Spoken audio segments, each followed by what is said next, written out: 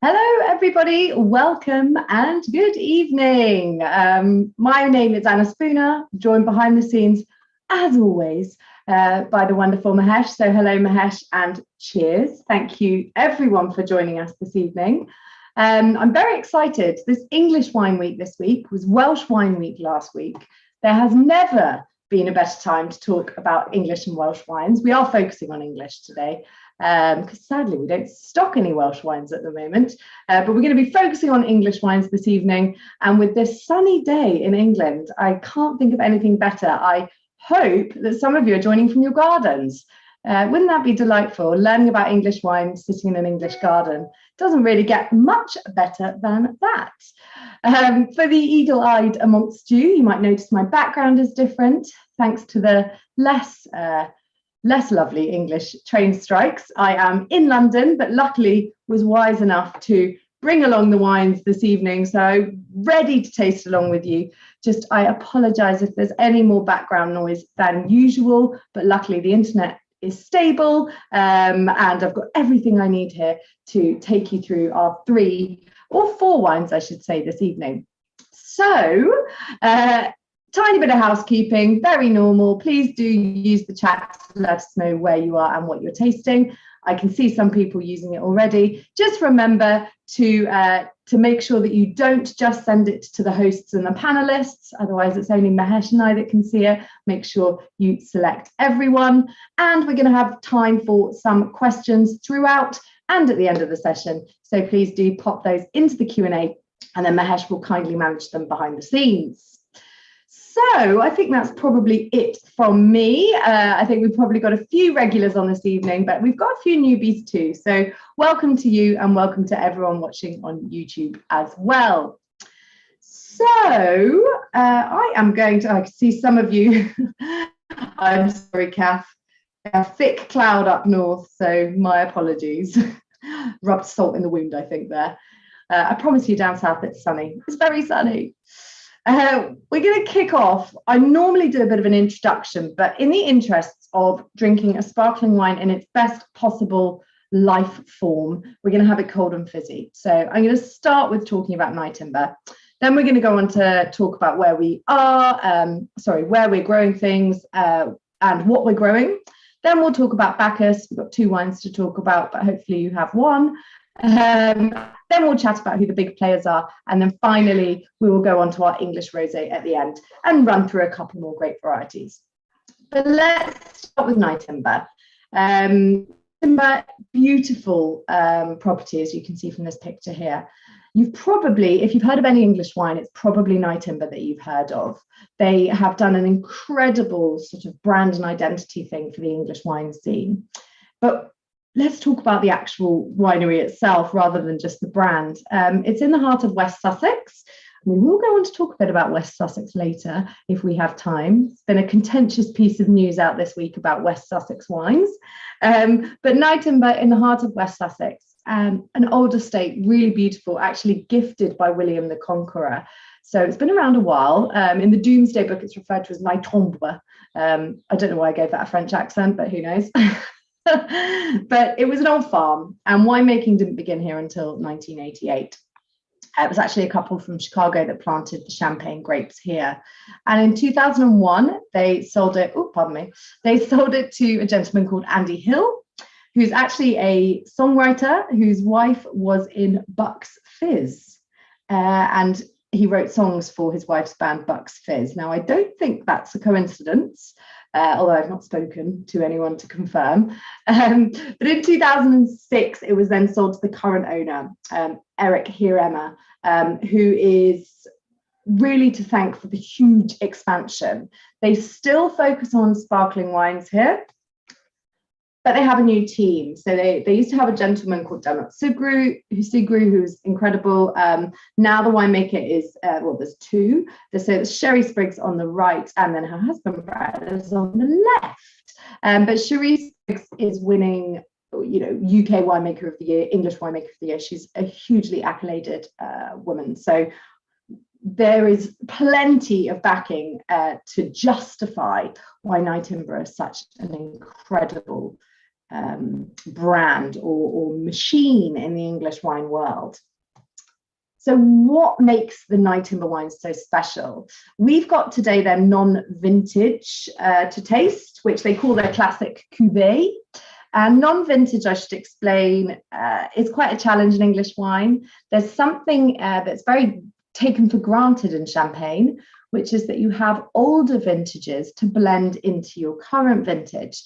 Now, there's a bit of a movement to call that multi-vintage, but English wine for a long time didn't have enough of what we call these reserve wines. Now, Nyetimber, having been around for a while, did. So they didn't have to produce wine all from the grapes that year. And they're slowly increasing that number. And what that does is add complexity. So yes, newcomers in English sparkling wine are brilliant. They're fantastic. But Nyetimber has the luxury of being able to go into back vintages of wine, take the wine and blend it in. Now, that's a really common Champagne process. That's not new to the UK. But this particular wine, their classic cuvée, always has now between 20 and 30% of these reserve wines. So that's one of the reasons that it has this complexity.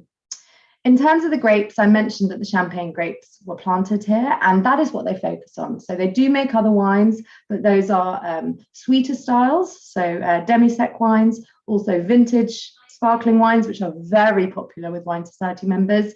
But they're bread and butter. The wine that you see everywhere is this wine.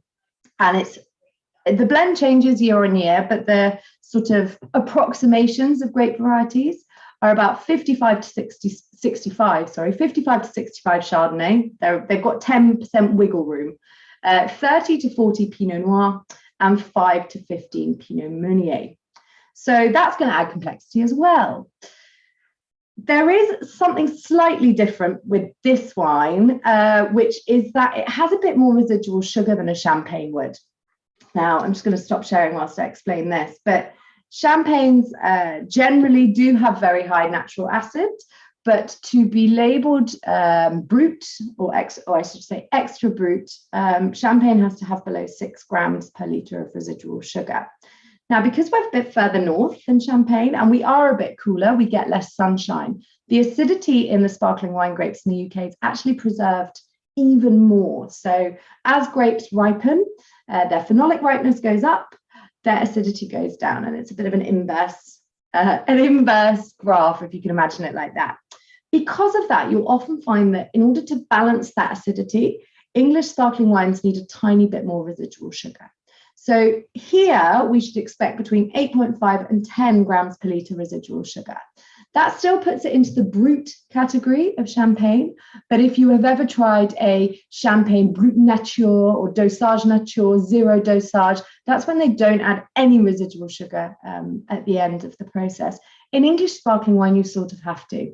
Unfortunately, it's not something that at the moment English wines can do. We need that residual sugar to find balance. Now, if you'd said to me in a blind tasting how much residual sugar is in this wine, I would never have gone anywhere near 10 grams per litre because it is so well integrated with that acidity. And then finally, the other thing that if you're smelling it, I think is the first thing that you get from a wine like Nyetimber. If you are giving it a nose, it has this incredible depth of bready, yeasty, doughy aromas. And those come from what we call autolysis, which is when a sparkling wine sits with its dead yeast cells. After it's been re-fermented in the bottle, secondary fermentation in the bottle, it sits with these lovely dead yeast cells inside the bottle. And that imparts flavour. And this wine has had 36 months of lees aging, which by English wine standards is a lot, and even by some Champagne standards is a lot. So that really, really adds this depth. So you shouldn't be expecting a Prosecco style. You shouldn't even be expecting a sort of light Champagne style. It's really high up that intensity, complexity, quality tree. So is anyone tasting along this evening? I'm going to have a look at my chat. Tracy tells me that he produced Bucks Fizz, but was married to another Eurovision act. There we go, Tracy. Every day's a school day. Apologies. Got to get my facts straight. But he did produce Bucks Fizz. So there we go. Literally produced a Bucks Fizz and produced the band Bucks Fizz. Maybe that's even better. So if you are tasting Nyetimber or you have tasted it before, please, please, please let me know what you think. Already got somebody saying, wonderful, clean, dry fizz. Been a fan ever since the first try. I couldn't agree more. Anyone who's followed these may know I had a small little family English lockdown wedding, and Nyetimber was mine and my husband's sparkling wine of choice, even over champagne. But it felt very appropriate to have it in a little English garden party that we had. So yes, Nyetimber is really, really up there with the cream of the crop of what we can offer in sparkling wines in the UK. There are loads of others, and I'll tell you about them, but it's a great one to kick off with. And I love that we sell it in half bottles. So I think the half bottles are £18, I think, which is still pricey. You know, but English wine is expensive. Doesn't have to be, but the sparkling wine, for all the reasons I just told you, holding on to back vintages of wine, that's high capital. And then that 36 months minimum that they can't release it whilst it rests on the lees. Of course, that's going to add some price as well. So thank you, Cherie and Nyetimber, for committing to it and producing an amazing wine. So where do we grow English wines, or vines, I should say? You don't grow a wine, silly. So this is actually again, it says wine growing regions. Vine growing regions is probably more accurate. But what I want to say here and what I want to show you is that it is not a new novel thing for England to grow wine or vines. Due to fluctuations, we touched on this in our climate change webinar, but the Earth has had fluctuations in temperature before, and there have been times, 4th century, you can see the mark here in the red, let me get my cursor out, around the 4th century, viticulture was, or they believe there was some viticulture here, and again, 14th century, you can see it starting to creep ever forward. It then recessed back, due to a cooling climate. I won't go into climate change, but what we're seeing now is an exponential growth. It's growing too fast. It's not moving with the breadth that we normally see with centuries of time. But it's worth saying this is not a new thing. We have produced wine here before. Romans produced wine in England. But now how much wine is there? And quality wine, most importantly. So the total area under vine now is around 2,700 hectares. And this gives you a little bit of an idea about the scale of what we've got going on here. It's actually slightly outdated because I'm going to talk to you about a nice little winery found up here just by Newcastle upon Tyne, and actually by one of my favourite places, Bamber. But I'll mention that in a moment. The south of England still dominates. So Kent, East Sussex, West Sussex, Hampshire, all of those sorts of places are still the heartland of English sparkling. And that's largely down to the English Channel, which keeps it warm enough to allow us to ripen the grapes properly. Up and coming areas are places like Essex, East Anglia, and the Midlands are actually on the rise as well. There are some decent Welsh wineries. I must admit, I've visited one which was absolutely dreamy, but there's also, as you can see, a lot of wineries on the border, and we're going to taste one of those at the final wine. The most northerly commercial vineyard, which I do want to mention, is, I mentioned, I think, in Northumberland, or Northumbria, sorry, pardon me. And it's the most northerly one that I know of, not on this map.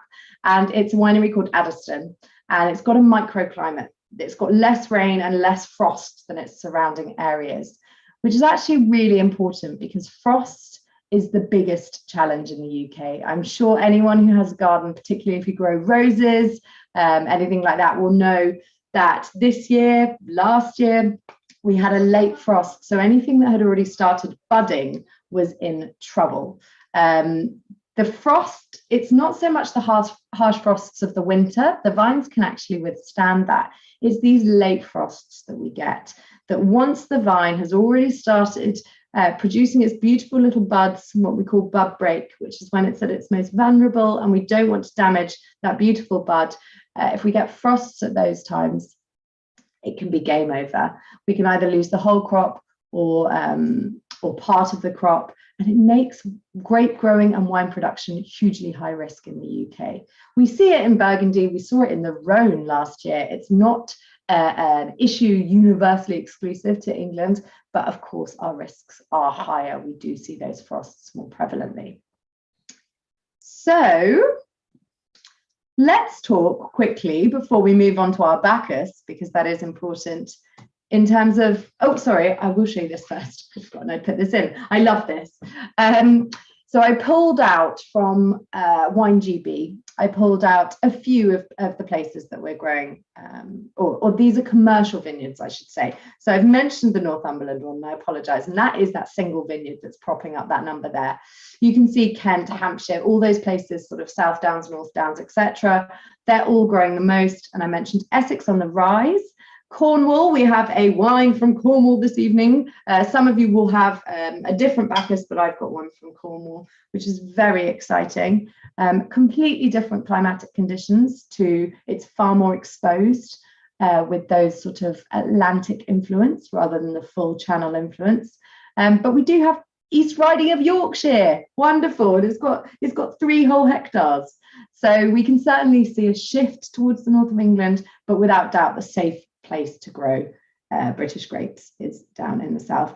I have looked and looked and looked numbers. There are no commercial vineyards in Scotland selling enough wine to get put on the WineGB list at the moment, sadly, but that might change. So what are we growing? We've just had a grape produced from the sparkling wine varieties, and that completely dominates. Sparkling wine production is usually well over 60% of the vineyard area goes to sparkling, but it's now up at about 69, sometimes topping 70. And it's what we seem to be specialising in, but I'm hoping this evening will allow you to branch beyond sparkling wines if you haven't already. So Chardonnay, and these are approximations. I'm taking some data from 2019 studies with what the growth amount is that we're being told. So we're looking at about 550 for Chardonnay, Pinot Noir 500, Pinot Meunier is an approximation, but about 180. So those are blended usually, not always, but those are blended. And I should say that is not meaning that all Chardonnay and Pinot Noir and Pinot Meunier is going into sparkling, but the sparkling wine varieties are certainly the most common. The longest established, however, are not these varieties. The longest established whites are Bacchus, Cerval Blanc, right? I can never say this, Reichensteiner, yes, and Müller-Thurgau. They at the moment account for about 20% of the vineyard area. And we know Bacchus is around 200 hectares, which is more than Pinot Meunier. We're going to go on to that in a second. And we also know that Cerval Blanc was in 2017 about 95 hectares. There is another grape there, Rondo, which I'll talk about in a moment, and that is actually a red grape. So we will go on to Bacchus. Don't worry, we'll come back round to that. But just to flick through the other grapes quickly before we move on to our Bacchus. Cerval Blanc was developed in the 1920s in France, so it is a cross. It crops heavily, so it produces lots of fruit, which is great, even in cooler years. And it's pretty disease resistant. So for England, it was grown a lot in Germany, as was Bacchus. But this is a really interesting grape for the UK. It's a good all-rounder. It can be used for blending. It can take oak well. It can be still wines. It can be sparkling wines. We have an amazing Cerval Blanc from a producer called Breaky Bottom, which is wonderful. And in terms of what it tastes like, it's sort of crisp acidity, relatively neutral, but quite tasty. So it does, in my opinion, probably lend itself better to those autolytic flavours and the sparkling wine styles that we got with Nyetimber, but with a different profile of fruit. Reichensteiner, again, it's a cross, so it's actually Müller-Thurgau crossed with another, I believe, a hybrid grape. It's really popular. It ripens early, performs really reliably. Again, large crops, but relatively neutral grape variety. Müller-Thurgau, we're uncertain of Müller-Thurgau's parentage, although I think Riesling and Riesling Bred, BRED, is its current thought to be cross. And it's actually the main grape variety in Liebfraumilch. So if anybody's tasted Liebfraumilch before, it's come a long way since then. It was one of the first, if not the first, planted in the UK because, and it was the single most grown variety, for a long time. And it's now on the retraction. So there is a bit less of that now. but it is still a really important grape variety for the UK. And then Rondo, last but not least, this is actually a red grape, and as Mahesh said, not a football play. I don't know enough about football, but Mahesh was talking about rondos earlier in football. I think it was Barcelona that do lots of rondos. I'm not quite sure what that means, but it is a red grape. It doesn't make the most exciting wine, but it has been an amazing workhorse for the UK. So Chapel Down is our next grape with the Bacchus. The Bacchus white grape was created by a viticulturist called Peter Morillo in the 30s. And it's a cross with Riesling, it's actually Riesling and Silvaner crossed together. Well, it's a hybrid of those two, crossed with Müller Thurgau. So you can see a lot of these grapes are sort of a little bit related. I'll take this down for a moment because I'll tell you about Bacchus before we go on to Chapel Down and Camel Valley themselves. Bacchus it was invented or created, if you want to say that, bred in the 1930s, and then it was released for general cultivation in the 70s. It is an early ripening variety. Now, that is really important. I've mentioned those frosts, but also we don't have as long a summer as some places, and our heat doesn't get up to the highest heights. So all of the grape varieties we've been talking about so far are generally early ripening. It ripens about the same time as Müller Thurgau, but it has a high productivity, but the quality is deemed better. So basically, Bacchus is slowly overtaking the Müller Thurgau plantings. In Germany, where Bacchus was very popular, the summers and that sunnier, warm climate made the acidity drop, as we mentioned, and it was a less attractive version of Bacchus. However, in England, it actually gets basically the optimum ripeness. We have incredible fruit profile, but we also retain that acidity. And lots of people, and I must admit, I haven't tried enough of them, but lots of people say that Bacchus can actually age because of that really high acid. Now, if you imagine a Riesling with high acidity, it develops as it ages. It takes on other characters. There's not much development going on in Bacchus. But if we compare it to its most similar kind of widely known commercial grape, the most similar grape to Bacchus is actually probably Sauvignon Blanc. And for anyone that's ever tried a 4 or 5-year-old New Zealand Sauvignon Blanc, they might know that it ends up tasting of rotten peas. Whereas Bacchus doesn't do that. It sort of sits and retains this incredible flavour. So you can age your Bacchus. In theory, Bacchus is our superstar grape in the UK. It's found its home here. It's making really, really lovely styles. And for those of you tasting along, I did suggest 2.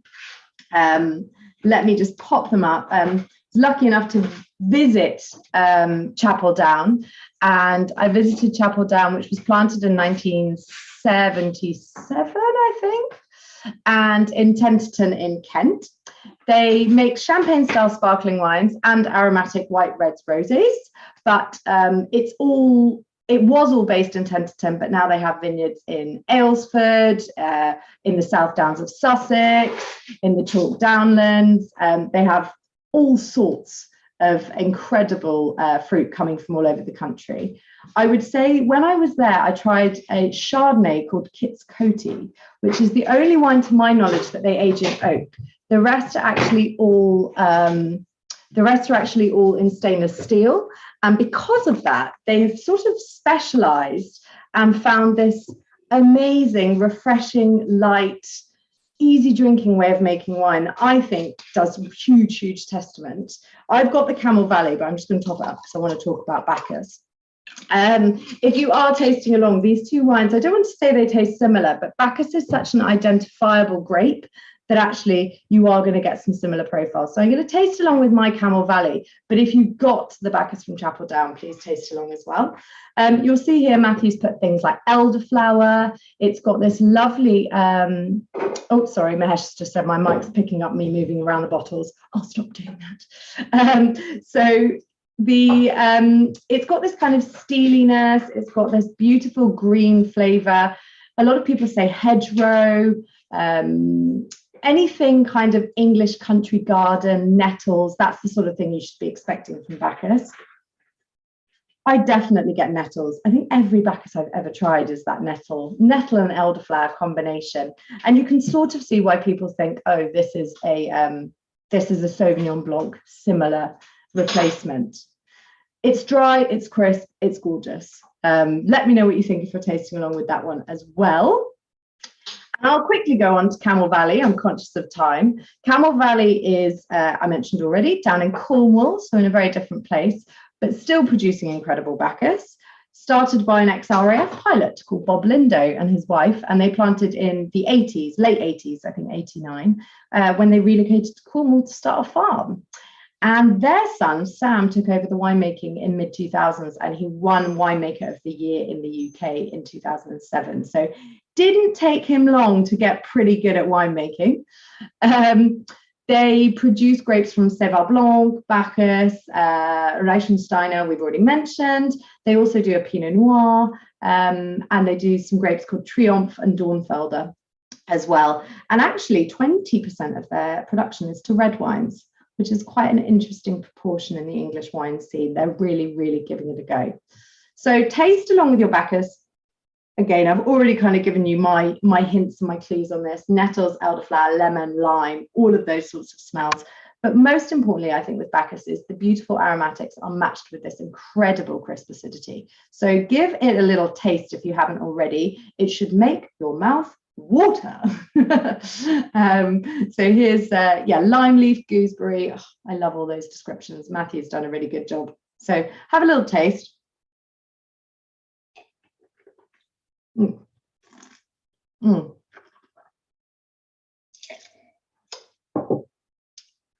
I think I've tasted so much Bacchus now that I would be really confident in a blind tasting. There's nothing that quite tastes as like prickly and nettly, but still so aromatic and fragrant. It's the perfect garden wine. I can't actually really justify using anything else in an English garden. And it goes with lots of foods. And I was quite surprised when I started pairing Bacchus with foods. Gosh, my mouth is watering so much, it's lovely. But it goes with lots of sort of crisp salads and even tart things like feta cheese that have quite a naturally high acid to them. Great food with most vegetarian light summer dishes, and even down to your, I find coriander an awful thing to pair wine with usually, but I've had, you know, coriander chicken salads and things that go really, really well with Bacchus. So I hope that you're enjoying that. If you have got either or any Bacchus, we might have a different one this evening. Before we go on, I will we'll move on to who the biggest are in a moment. I should just say, I've just told you about Camel Valley giving quite a large proportion of their production to red wine. We don't have a red wine taste today, but we have started recently selling wines, red wines from England. White has been the sort of, white and rosé have followed suit after the sparkling, and I think it was the better choice to show you three really long established and classic wines this evening. The red is nipping at the heels, but white wine is still making up 24 to 25% of the UK production, which is basically, if you imagine, oh, sorry, I've got a car alarm, I apologise. I hope that goes off shortly. Bear with me, I'm not sure I can stop that, sadly. I'll talk closer to the microphone. I do apologise. The joys of the train strikes. But what we have is, I'm hoping it will just end.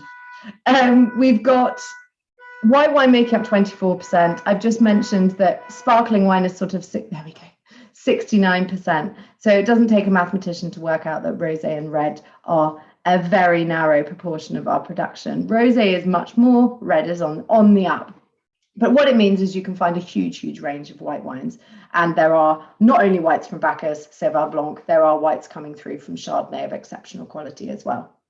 Thank you for bearing with me on that. So who are the biggest? Well, we've talked about two of them already. Nyetimber and Chapel Down tend to compete as the two places that own the most fruit. So we call it estate-owned fruit. But it's very common in the UK for people to buy in fruit as well. UK is a bit of a scrambled market. So we have some grape growers who are giving wine to contract producers.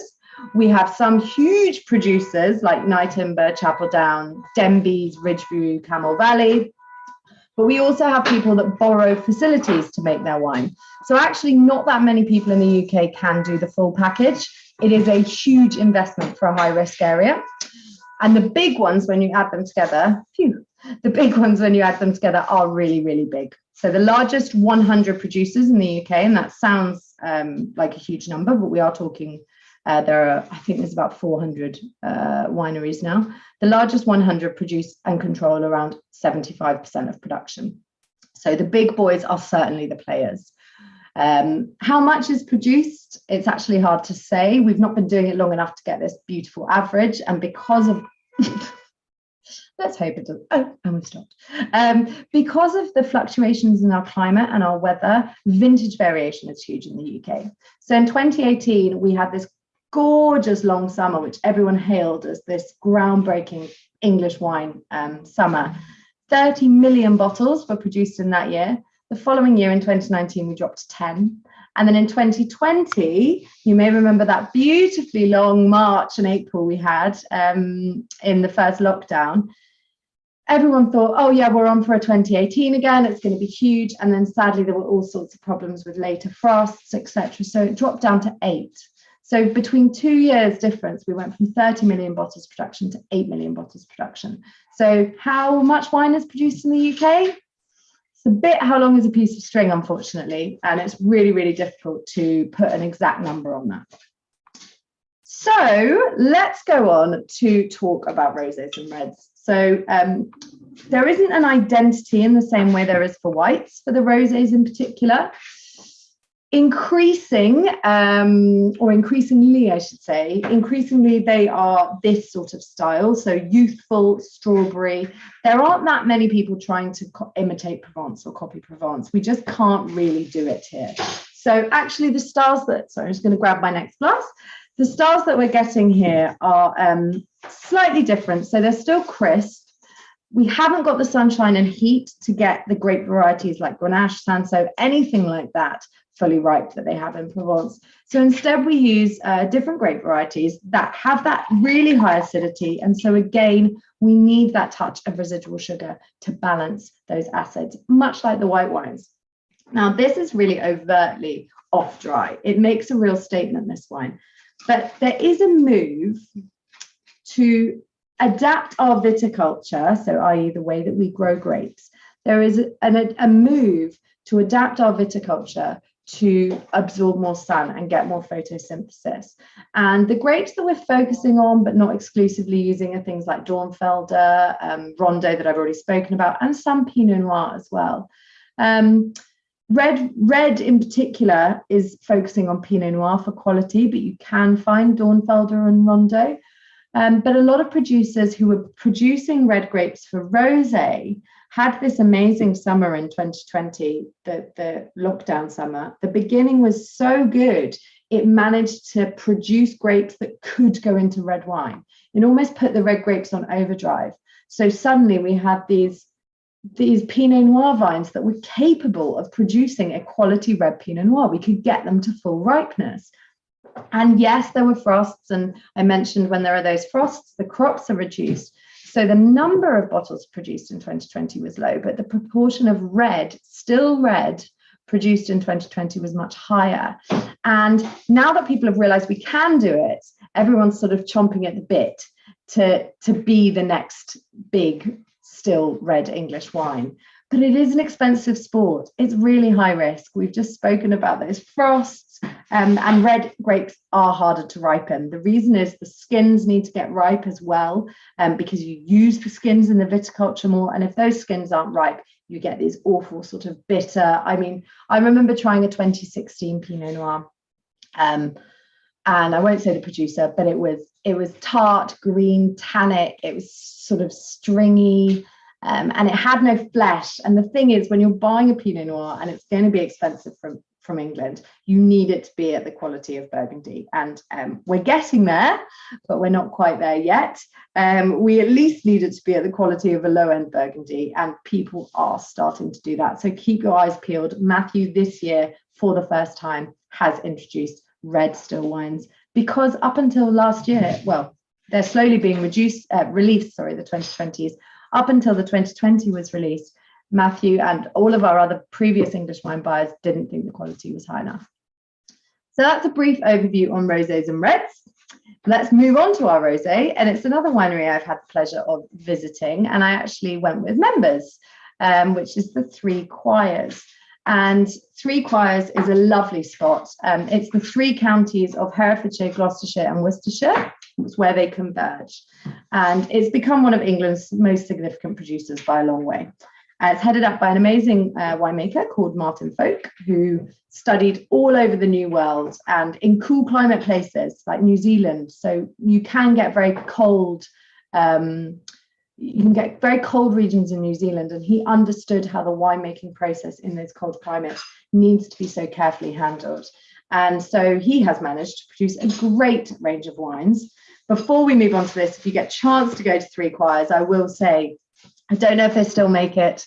They used to produce a beautiful sweet wine, and it's the only sweet wine from the UK I've ever liked. I think a member recently asked me if there are any English sweet wines. I don't know if they still produce it. Three Quires, let me know if you do. Send me some. But it's made in teeny tiny quantities. So when I took members there for a tour and a lunch, we actually managed to pick up a couple of bottles of it. So that was amazing.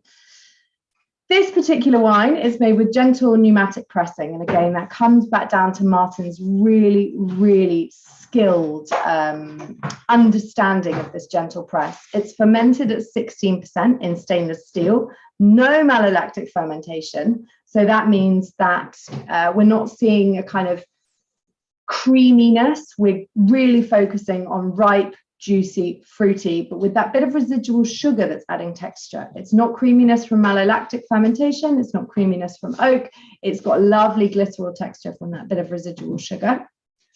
In terms of the grape varieties, and I'll just jot that down now, it's 43 or 45% Phoenix. Now, Phoenix we haven't spoke about. Phoenix is a German origin grape variety.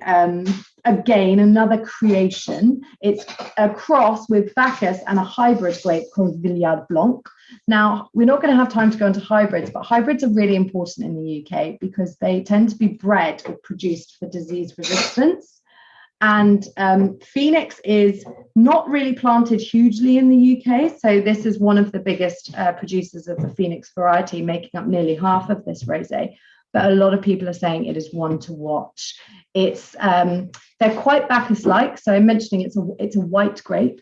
They're quite Bacchus-like, and it can have some Sauvignon Blanc character. So we're going to have potentially coming into the market some white Phoenix as well. But here they're using it to blend in their rosé. Then the next biggest proportion is Cheval Blanc. We've already talked about that. We know what it's like. And then I have mentioned in passing, but it's really important here, around 10%, I think, 9-10%, is a grape variety that is red called Triomphe. It's on the out now because it's not disease resistant, which is a shame, but it was very popular because of its good yields. And it used to be called Triomphe d'Alsace. The next grape is Pinot Noir. And again, those two red grapes are bringing all of this amazing color to the rosé. Anyone that did my rosé workshop knows that you can't blend wines, but you can blend juice of red and whites, and then you can ferment them. And that's how this was made. And the final grape is used Madeleine Angevine. And that's a tiny little touch. And it was basically a grape produced for northern plantings because it flowers late. So you miss the frosts, but it's an early, reliable cropper, and it's great in blending because it balances the higher acid varieties. So there's literally a smidgen of Madeleine Angevine in here, and what it does is gives a slightly muscaty bouquet sometimes. It can make your wine smell a bit more grapey, but it does amazing things for bringing that crazy acid down a bit, so it's not completely wild. This actually has lower residual sugar than the others, so it's about 5.5 grams per litre. You'll notice as well the alcohol is quite low, so I like to think of this as a fantastic garden wine. It's 11% alcohol, which I think balances incredibly well. The acid is there, that touch of residual sugar of 5%, and then that 11-ish percent alcohol. It just makes for a really refreshing but fruity style of wine. So in terms of what we're getting on the nose, I get those sort of candied fruit flavors that you'd hope for. I'm getting more candied red currant. I don't think I've ever had a candied red currant, but my red currant is not the tart red currant I've just picked off the tree. It's definitely got some more sort of perfumed aroma to it. The other thing I'd say is I do get those white flowers, that floral stuff, and it is slightly muscatty. When I say muscatty, I really mean grapey. But I do think that you can smell the Sauvignon Blanc and those kind of floral, almost Bacchus-like aromas. They're coming into the glass, but it's definitely packed with red fruits as well. So I'm keen to see if anyone's tasting along with this, because I'd be keen to know how it goes. Very, very different style. Remember, you're not expecting a Provence style. It's going to be very different. But if you are tasting along, please let me know. And I'm going to taste too.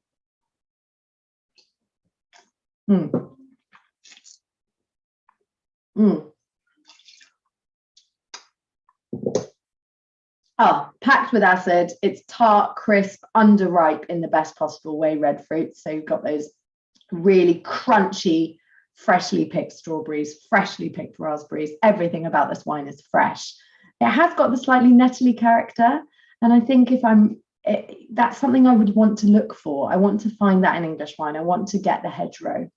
So it does everything that an English wine should do for me, but it does in particular everything an English rosé should do.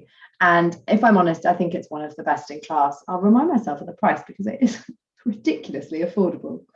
£9.50. I think it was one of our best-selling rosés. Does that say it on the website? No, but it was one of our best-selling rosés in the entire of last year, competing against every other rosé in the world. So it was, people buy this and then they buy it again and again and again. And if I'm honest, I think the alcohol has something to do with that, because it's really nice. I had a Provence rosé today in a blind tasting. It was 14%. Well, it's actually 14.5%. With increasing temperatures in other parts of the world, the idea that England and in particular Gloucestershire is just on the Gloucestershire border. The fact that we could produce a rosé with this, more muted and much more refined alcohol, I think is something to be admired around the rest of the world. So I'm excited to see what we can do with English rosés from now on. And everyone knows I'm such a rosé fan. So I mentioned that I was going to talk to you. Actually, I'll tell you one thing. Released today was a great piece of information. English and Welsh wine sales, so not production, but sales last year were 9.3 million bottles. And that is an increase of 31% year on year on demand of English wine. So that came out today. I think it was a press release from Wines GB, which is amazing news. And for anybody who does follow the wine press or follows any wine bods on Twitter or any newsletters, there was another piece of wine news about English wine this week. Again, it's English Wine Week, so everyone's talking about it. But Sussex, and I think it's West Sussex in particular, has just had a PDO granted. We won't go too much into the rules and regulations of English wine, but there are certain things. Actually, it's on my Camel Valley, so I'll show you. There are certain things about English wine that we have been trying to make, not we, as in me personally, Wine GB and other bodies have been trying to make standards that mean that we can all be sure that English wines are of certain quality. Depending on those qualities, so places it's grown, styles of wine, etc., there is a standard PDO, which I don't know if you can see that very well. My camera wasn't, oh, that's better than I imagined. English Quality Wine PDO. Now, that's our standard level, but that is a good quality marker. So if you see that on the bottle, great. You actually don't have to make a good wine. On the back here, this one is an English regional wine. Now, those are quality demarcations of English. There is also you don't have to legally use it. This is the English Protected Designation of Origin Traditional Method, which shows that it's an English wine produced using traditional method sparkling wine. That is a mouthful and a really, really uncool title. But this week, the sparkling wines of West Sussex were granted a new PDO status. Now, you might say that's wonderful. Instead of champagne, we can have West Sussex. But the jury is a bit out on the debate for this one, because it's not the way the appellation system aims to work around the rest of Europe, and I won't say the world because PDOs in places like America are slightly different, but in Europe at the very least, there is a aim towards unifying factors. So soil types, for example, are the main ones. So where you have certain types of soil, you then draw a line around it. And this comes back to the Burgundian monks. And they said, these soils grow these varieties. We need to group these soils together and produce a protected area saying this particular region produces this quality of wine. The problem we have with the new PDO in Sussex is it's done by basically the county borders. So there has been quite a lot of uproar this week, and the jury, I'm not fully decided. I think possibly it's going to be a shame because we're demarking based on geography and not on what produces these styles of wine. So I'd love to hear members' thoughts on it. Is that progress or is it potentially a hindrance? Because it will be very hard to taste a wine and immediately say, oh, that's a West Sussex PDO. Because the grapes are grown in such different climates in West Sussex and on such different soil types, microclimates. Is there really a unifying factor for West Sussex, or is it a geographical exercise? So some of Nyetimber's wines would fall into that category, but because they blend from different regions, they wouldn't be allowed to fully call themselves West Sussex. The debate is on, members, and if you are keen to geek out like me and watch that news unfold, then I highly encourage you, because it's going to be interesting. It's going to be a huge debate. Do we demark by county, which is how we talk about it, or do we demark by the area that it's produced? So, lovely stuff. I've very rarely hit the nail on the head in timing, so I'm delighted that I have. I've just seen Elizabeth Wild say Flint from Norfolk is worth trying.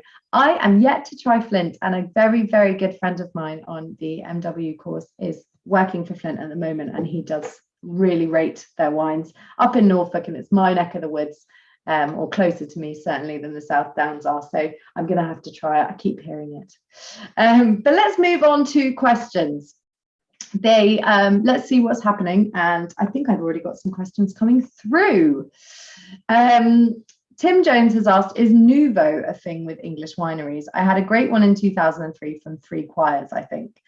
Funny question, Tim. So if anyone doesn't know what nouveau is a style of wine that is produced, there is no legal definition, I suppose, but it comes from Beaujolais Nouveau, where you macerate the grapes differently using carbonic maceration. So they ferment from the inside out, and they produce quick alcohols, i.e. you don't have to spend months and months fermenting a red wine.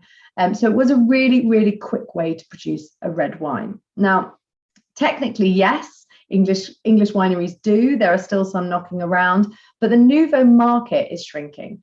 A lot of people don't really want to drink those wines anymore. They often come not just quick and easy to drink, but they often come with kind of bubblegum or kirsch aromas.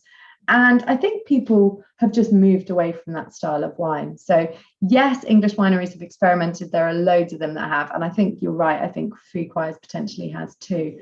It is a quick win for us, and it certainly was before we could get the grapes to full ripeness. But is it the future of English wine? I think not, Tim. I think we're going to work on cracking classically fermented red wines. And yeah, the nouveau market isn't there anymore. Anonymous attendee has asked, hello, in a blind tasting, how would or could I be able to tell if I was tasting a French champagne versus an English sparkling, e.g. Nyetimber versus a Moet Blanc de Noir? I'll take the e.g. out if that's all right, because the Blanc de Noir from Moet will get us in a bit of a pickle, because that is a Pinot Noir Meunier blend, and Nyetimber is majority Chardonnay. But if we just take the first part of your question, which is amazing, how do we tell a French champagne versus an English sparkling? I had this debate today at the Institute of Masters of Wine. We had a Taittinger, non-vintage champagne, and we had it blind, and we were asked around the room what are the viable options. And there was a big argument, not only for sparkling wines of England, but in specifically our Nyetimber. There was a good argument to be made that could now be confused or misread as a champagne. Now, yes, I think it can, is the answer. I think it is very easy to confuse the two, but I do also think that there are a few little indicators that if you fine tune your tasting, you might find bring about different things. Nyetimber is one of the most complex examples. I explained it with the reserve wines, but you tend to find, even in non-vintage champagnes, there tends to be a level of extra complexity. One thing they really both have in common compared to, say, a Australian Tasmanian sparkling wine or a really high quality sparkling wine made by a champagne house like Quartet Anderson in America, is that what Nyetimber and what high quality English sparkling wines and champagne have in common is quite a restrained fruit character. So you don't get these overtly very fruity wines. That being said, I think English is still on the more restrained end. I think we don't have as much fruit definition sometimes as champagnes have. The acidity is also slightly different, and it comes back down to that unpicking of acidity and residual sugar added at dosage. It's really tricky, but as champagne producers are moving towards less and less and less dosage, we don't have that luxury. So we'll still have the racing acidity, but our acidity is so high and so challenging to manage that we do need that slight touch of residual sugar. If you served me Nyetimber and told me it was a champagne, would I immediately say, no, you're wrong? I don't think I could. I think it would be really hard to.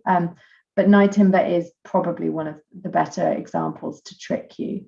But as I said, a few key pointers. The fruit is slightly different sometimes. Again, English slightly more restrained. Champagne still restrained, but not always quite as restrained. You can usually pick out a few more fruits, more apples, perhaps more lemons, different kinds of lemon, preserved lemon, cooked lemon, etc. It also depends on the champagne house, which makes it very challenging. But then it does come back down to this acidity and this balance. And champagne, with their centuries and centuries of practice, has found sort of a better balance. They've managed to keep that acidity without having to add the residual sugar. I don't think you can taste the residual sugar in the well-made English sparklings, but if you really start unpicking it, that's probably somewhere to go. Right, I've got another question from Nadia saying, have any producers tried growing undercover, or is it totally impractical or could cause problems? I've never heard of anyone. I would say, I'm assuming by undercover you mean not exposed to the elements. The problem with that is you need your natural photosynthesis from the sunshine. So unfortunately, covering, the funny thing is you actually put covers up or you put shading up when you have too much sun. Growing undercover, you need the natural light. Otherwise, our vines don't photosynthesize and we can't achieve full ripeness. So not that I know of has anybody grown undercover. There are winemakers who have certainly tried more, have tried different practices of ways to position the vines. So depending on the time of year, obviously our sun moves around the sky, depending on the time of year. I've known of vineyards take up vines and just slightly change the positioning, because actually what we want is more sunshine. But if Nadia, your question comes down to the frost problem, there are other issues with growing frost that a cover wouldn't help as well. So frosts can, there's two types of frosts. There's one that basically you can't avoid, but there are other types of frost that you know that are going to happen, which are the ones that slowly settle rather than, I think it's called the black frost, that just drops. And so, yeah, the black frost that just drops is not really anything anyone could do about it. But certainly frosts and mitigating against frost, there's huge investment in the UK. So I was down at Black Chalk recently, and they have these incredibly expensive, huge turbines. But I can't remember the exact figure. I think he said that it was £30,000 to turn them on for one night. And that, that one evening, you have to basically weigh up, am I going to lose £30,000 worth of wine, or am I going, and that's per hectare, am I going to lose £30,000 worth of wine in that vines in that hectare, or am I going to spend £30,000 turning it on? So people are trying, and there's all sorts of gadgets. There's the fans, there's bougies, you might see those lovely candles, so people are using those. You can also micro spray with water, which actually prevents the frost from settling. So there are plenty of things going on, but polytunnels I've never heard of, and I suspect it's to do with photosynthesis. I know that it's not as strong, the photosynthesis, should I say. That's probably terrible English.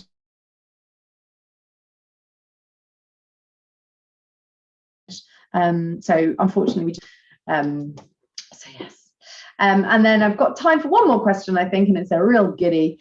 Oh, I froze, apologies. I've got time for one more question, and it's a real goodie, which is from John Braven, our final question. The question is anyone in England growing Glera or Prosecco? Yes, is the answer. People are growing Glera. The quality designation for English sparkling is this whole traditional method quality designation, but there is quite a movement to produce those styles of wine, not just from Glera. So I mentioned Cheval Blanc. People are producing Prosecco style wines from grapes like Cheval Blanc and Bacchus. I've seen sparkling Bacchus produced in the same way as Prosecco. Glera as a grape doesn't love England. It gets frosted, it ripens relatively late compared to some of our varieties. So whilst we might not be making Prosecco replicas, we are definitely experimenting with producing wines made in the Prosecco style, i.e. Charmat tank method, rather than traditional method or method champenoise.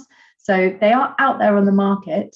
I would say that it's a bit of a shame, because what we have in our favour, in our arsenal for sparkling wine, is that you do need naturally high acid in order to produce the champenoise method of sparkling wine. Because of the way it's made, you need this incredibly beautiful, precise line of acidity to cut through the roundness and the richness of the autolytic character coming from the dough. So part of me, as fun as it is to make Prosecco style wines in the UK, part of me thinks we are onto a good thing. We have the acidity that people around the world are craving. You know, people in Rioja are going 800 meters up mountains in order to try and get the acidity that we have in England. So yes, they're being produced. Do I think it's the best use of resources? Maybe, maybe not. If it allows people to try a few of those styles of wine and say, hey, I picked up an English sparkling wine for £9, then great, because it might get people into the category. Do I think they're going to be the best quality wines this country can produce? No. But hey, if it gets people drinking English wine, I'm all for it. And there is a place and an occasion for any style of wine. So I'm all down for Prosecco style English method. Elizabeth just told me that Charmat method is what's used at Flint. So there we go. I think I did know that. Yeah, so amazing. So if you want to try a Charmat method, they are out there. They're lovely wines, but just, yeah, if it gets people into the category, like I said, massive thumbs up. Is my heart in that style of wine when I know what we can produce with the likes of the traditional method? Probably less so. Great stuff. Well, thank you, everyone. It's been an absolute ball. I can't wait to go and sit outside and have a glass of one of these.